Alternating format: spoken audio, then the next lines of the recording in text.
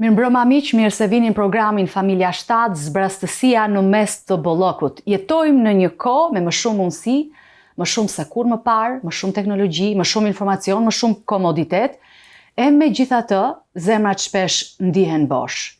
Si është e mundur që në mes të bollokut material të përjetojë mungesë paqeje, mungesë kuptimi, mungesë gëzimi? Çfarë po kërkon njeriu modern sot? A ka një përgjigje shpirtërore për këtë zbrastësi të brendshme?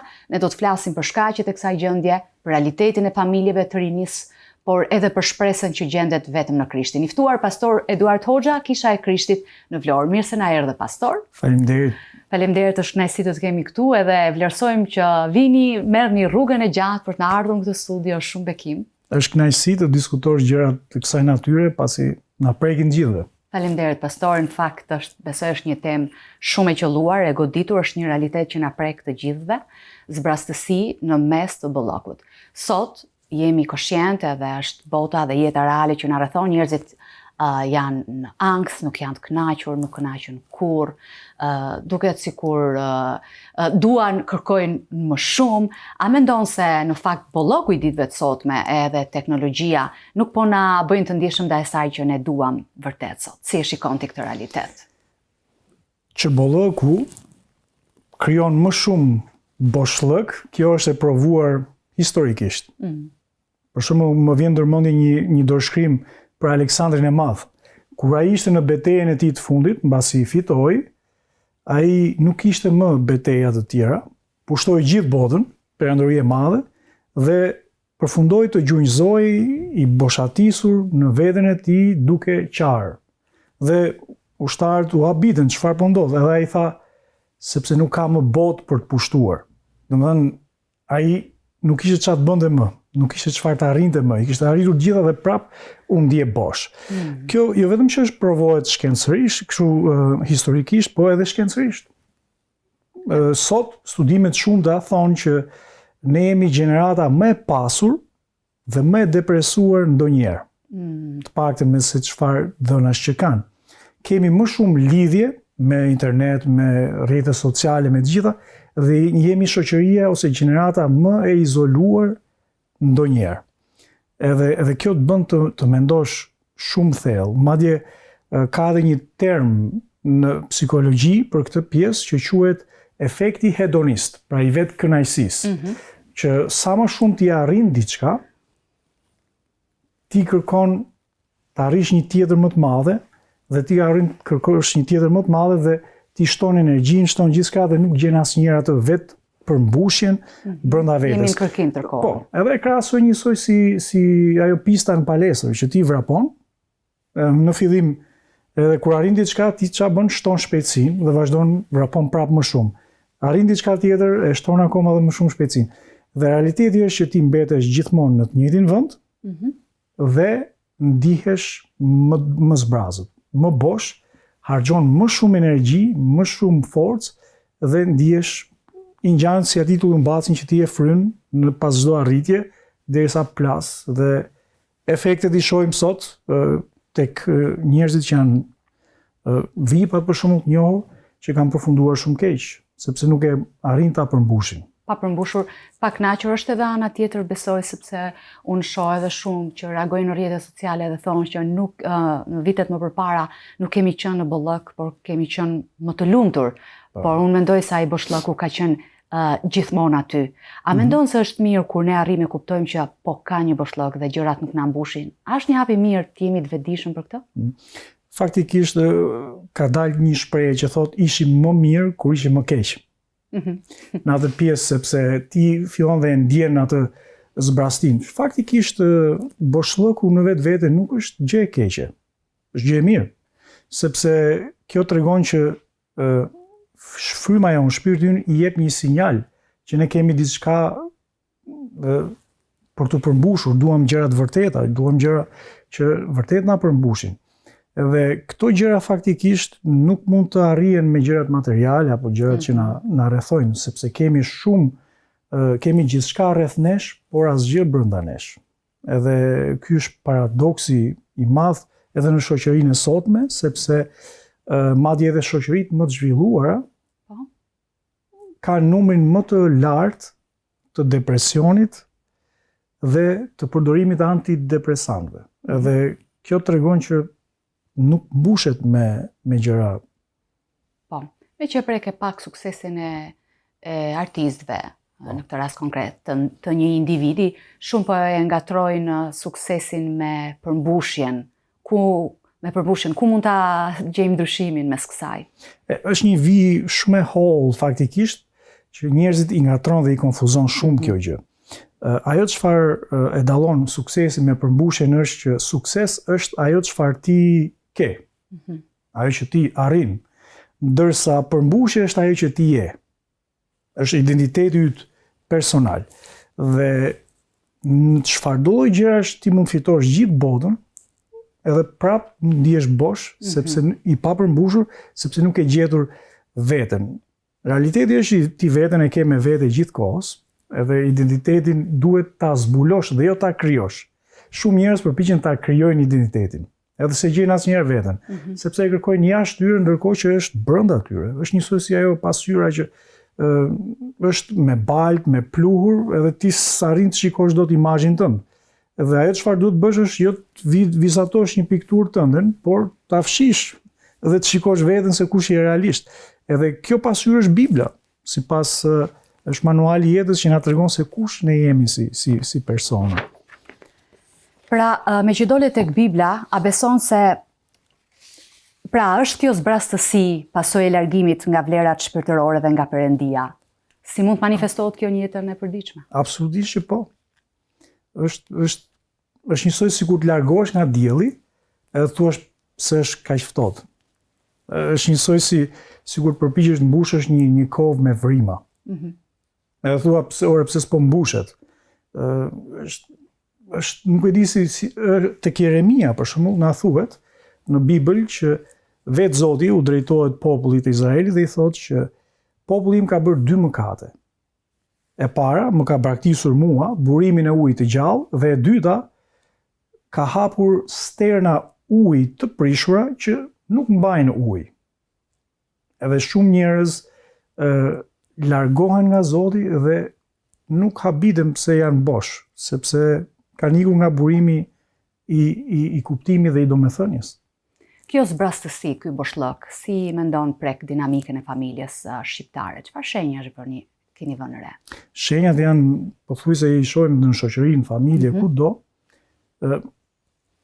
Shumë nuk e di, ne si familje, ne si shoqëri shqiptare, jemi përpjekur duke qenë se vim nga një jo shtresë e pasur apo mirëqenie dhe vim nga një tranzicion, kemi synuar gjithmonë që të jemi të pasur dhe ne dim që nga fillimi, që nga vitet 90, shumë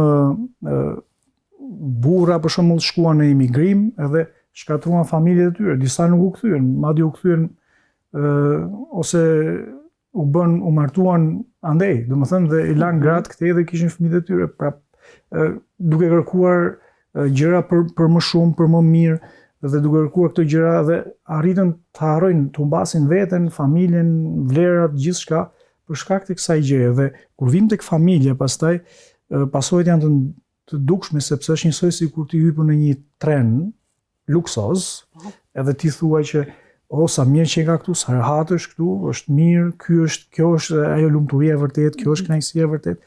Dhe papritur të shikon një tabel që je në trenin e gabuar. Edhe çfarë ndodh? Sa më shumë ti të qëndrosh në atë tren, aq më e shtrenjtë është bileta e kthimit. Aq më e shtrenjtë janë pasojat dhe vuajtjet. Dhe kur familja të kuptojë qëllimin e vërtet të vlerave, që nuk ka rëndësi se sa e ngrohtë, sa a ka kondicioner shtëpia apo jo, por se sa e ngrohtë është familja që vlen më shumë. Pastaj këto tjerat janë privilegje dhe bekime që sigurisht duhet i pranojmë nga Zoti, por identiteti i familjes ne shohim që shumë prindër përpiqen që t'i japin një telefon.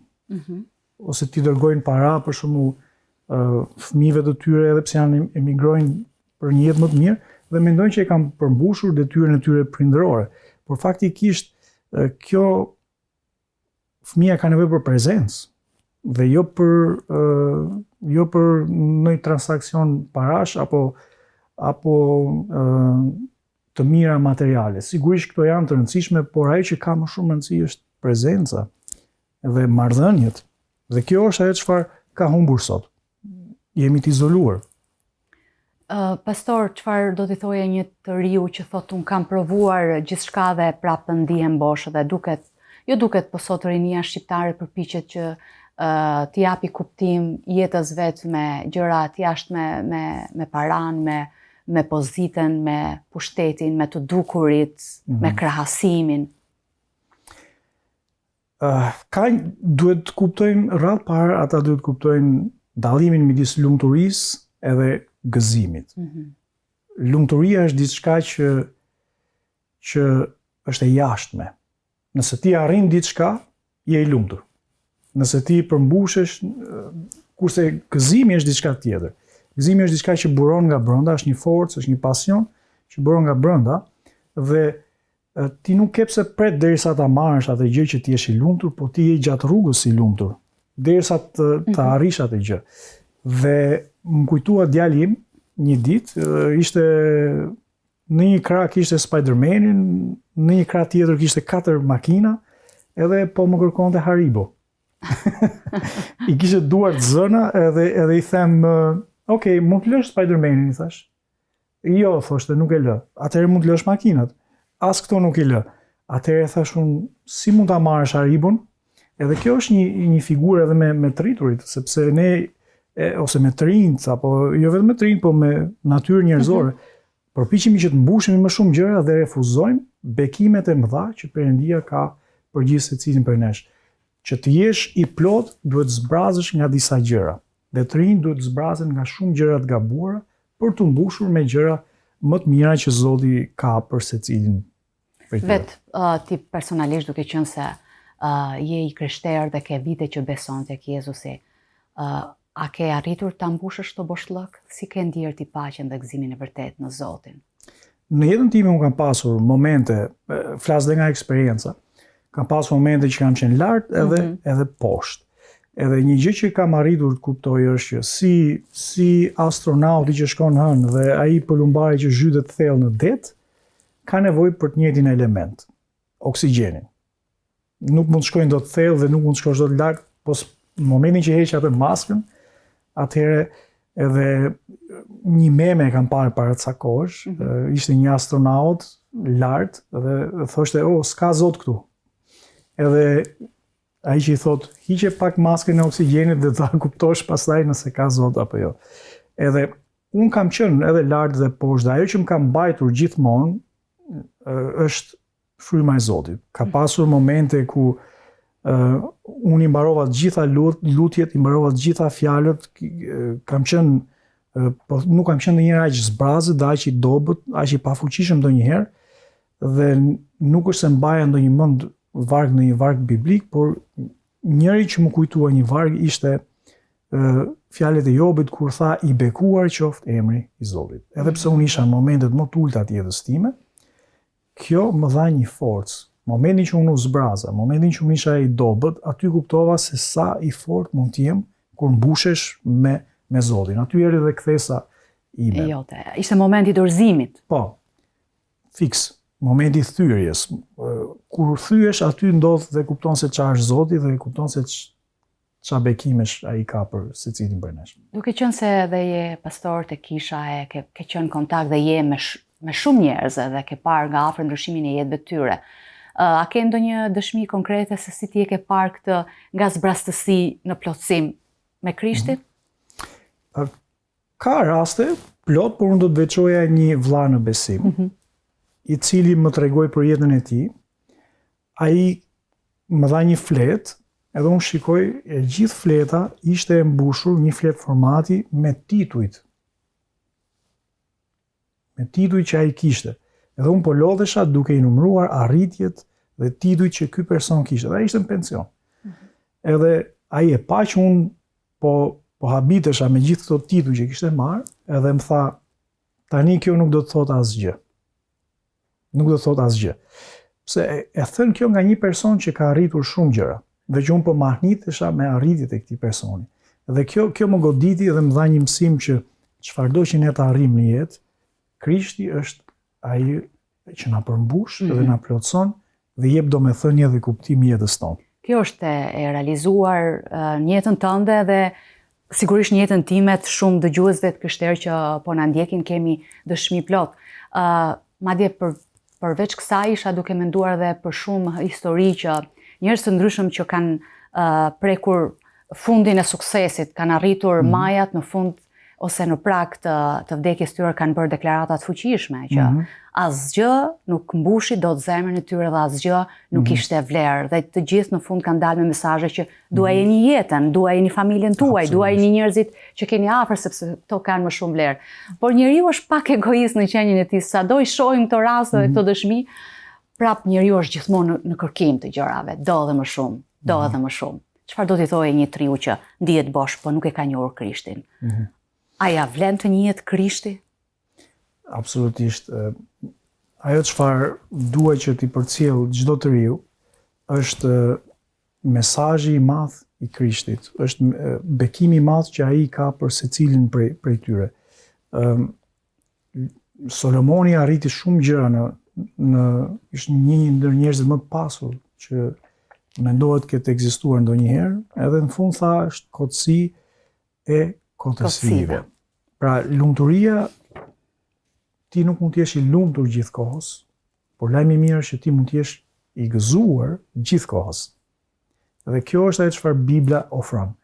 Madje kanë bërë disa studime neuroshkencaj që kur njeriu është i lumtur, një zona që është e aktivizuar e trurit është ajo zonë, e njëjta zonë që stimulohet nga substancat.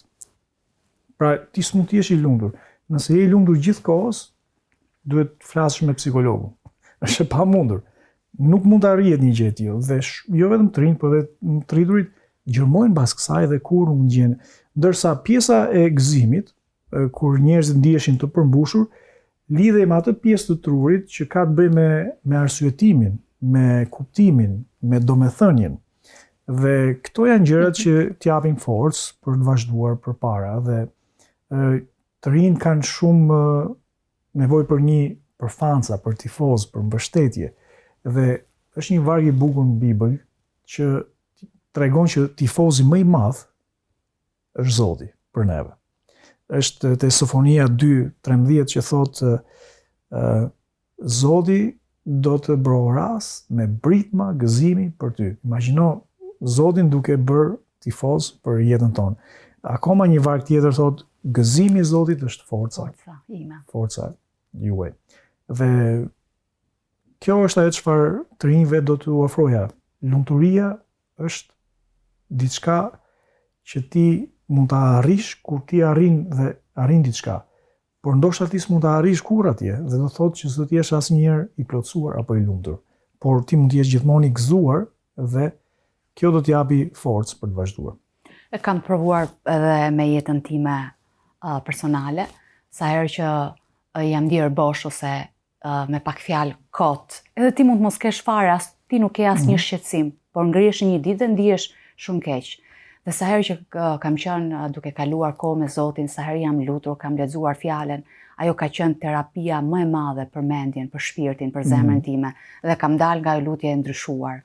Dhe kam kuptuar se sa vlerë ka të mos i jepi me emocioneve të momentit, sepse një ditë je mirë, një ditë je keq. Absolutisht. Sa e rëndësishme është për mua, gjithmonë flas nga eksperienca ime, marrëdhënia me Zotin është terapi intensive dhe terapia më e suksesshme që mund të ketë një njeri në jetën e tij. Absolutisht.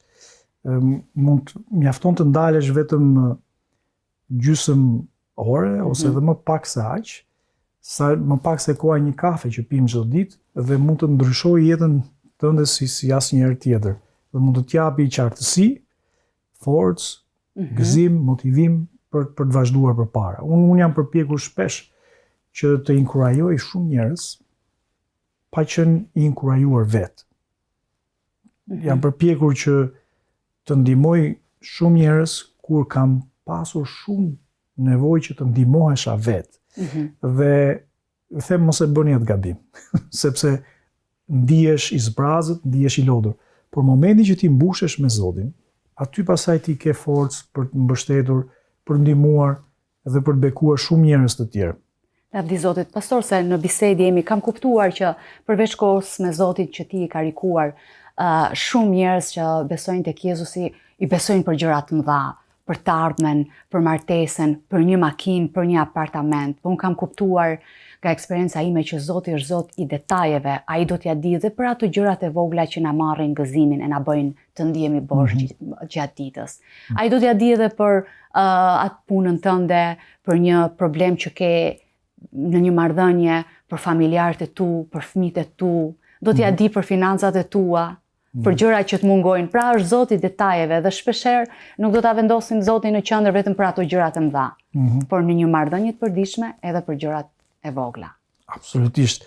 Ai kujdeset edhe për gjërat më të vogla për ne.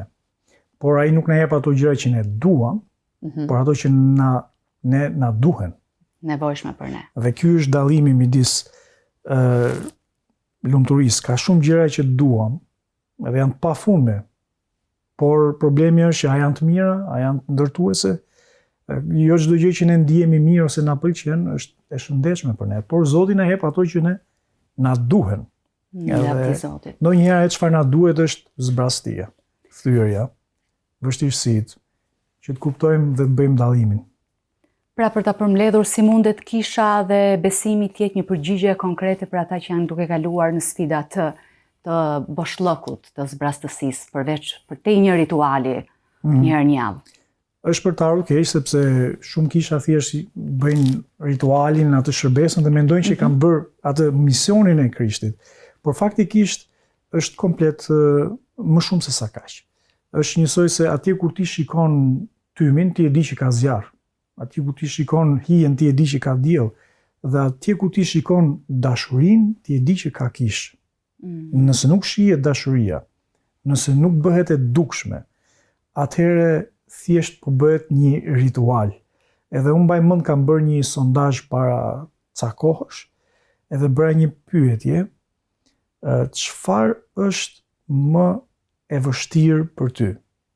Që të urresh pa shkak apo të duash pa shkak? Edhe vura re nga 2300 njerëz që votuan në këtë sondazh, pjesa më e madhe e kishte më të vështirë të doj se sa të urrej. Sigurisht të urresh është shumë e lehtë. Mjafton njëri të zëri rrugën, mërzitesh dhe fillon edhe ose mjafton dikush thotë diçka në televizor që nuk të pëlqen, fillon dhe irritohesh nga brenda. Është shumë e thjeshtë.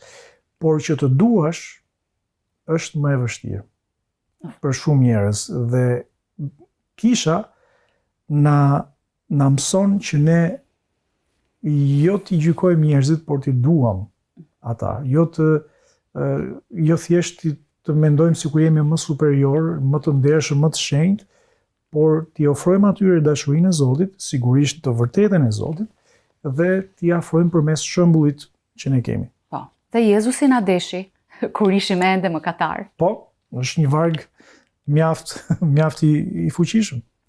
Ai na deshi i pari. Shumë bekim, pastor, faleminderit se nuk di çfarë të shtoj më shumë në këtë intervistë dhe unë të uroj shumë sukses e faleminderit për shembullin që jepni.